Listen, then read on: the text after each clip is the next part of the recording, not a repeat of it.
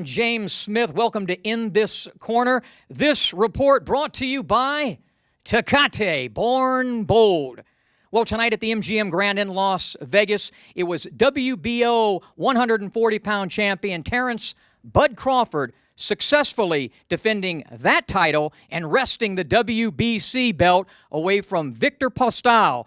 In truth, this fight kind of played itself out like I thought it would. Chess match. High in chess early, but it turned around in round number 5 with a pair of knockdowns off the left hand, off the southpaw style, when Crawford early in the round, kind of a flash knockdown, jumped right on top of Postol, but the second one really hurt him, and from that point, he was in cruise control and went on and dominated the fight. I think I had it something like 118 to 107. After the fight, post-fight reaction and some special guests. You not only won this fight with your hands, you won it with your feet. Of course. I just boxed. I had fun.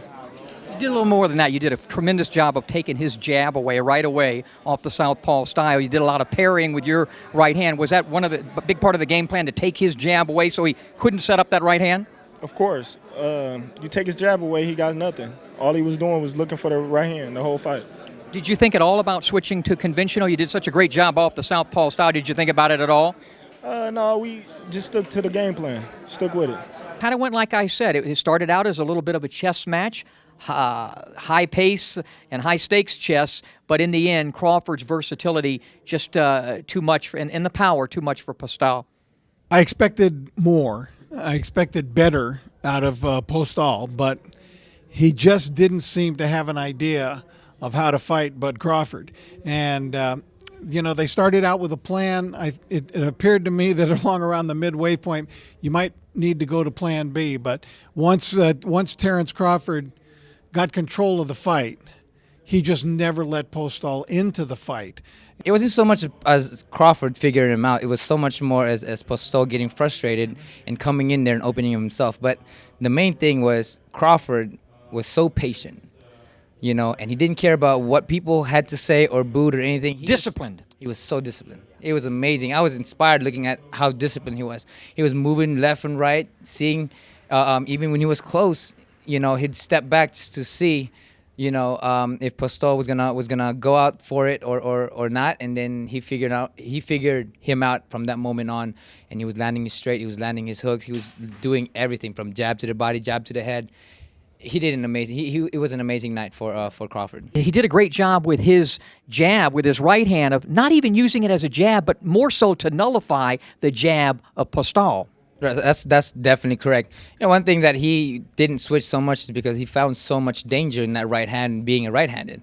As a guy who moves would jab to the head and jab to the body, but we saw what jab to the head can do with Postol is he goes over the jab with the right hand like he did with Matisse.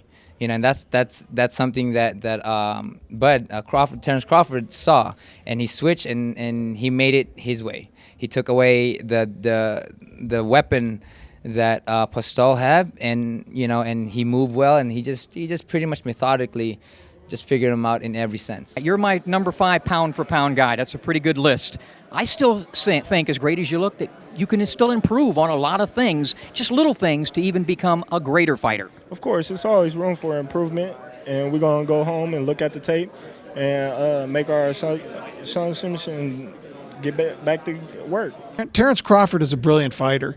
He switches seamlessly right-handed to left-handed. He has a lot of the nuances that I know you and your audience know about in terms of boxing, with old school stuff. Really, I mean 1930s, 40s, 50s stuff.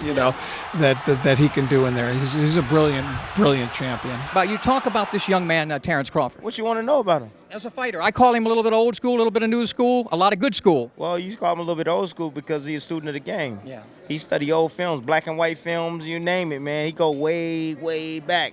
He be running on a treadmill. He got his little video camera there, looking at it. He's always looking, so he's always learning, man. But I got him number 5 right now, but I still said to him, as great as he looks, I still see little things he can improve upon, and he admits to that, which is a good thing. Yeah, I mean, he's always willing to learn. When we were down there sparring, like years ago, every time we got in the damn ring, man, and sparred, he brought something new. He didn't have a coach down there. It wasn't like Bomac wasn't there. Nobody. It was just him. You know what I mean? And he was staying out. You know, I had him out in a spot out in La Quinta, man, where I was living at.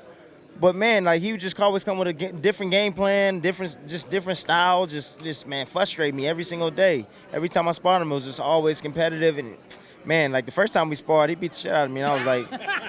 Hey, for real, though, he wouldn't say that because he's a modest guy. But, you know, I was just like, yo, I sat on the ring. I was like, man, sat down. I said, man, who the hell is this dude, man?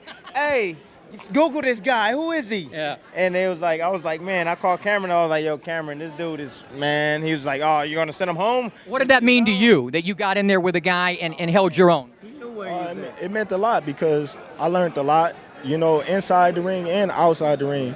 You know, Tim didn't just talk about boxing. He talked about life, taking care of my family and taking care of my money and a lot of things outside of the ring, and that got us closer, you know. Pretty sharp young man. Sharp. But he's smart. He always had it, man. He's just a smart guy, man. And that's what, you know, a lot of sparring guys that anybody come out in my gym, I don't really hang out with them. But Terence was different. He was just different, man. I had a lot of respect for him, a family guy. And so I was just like, you know what, man, I'm going to bring this guy in. You know what I mean? This guy, he got something. Great seeing you. Yeah. Great seeing you. Congratulations, young man. Hey, All right. thank you.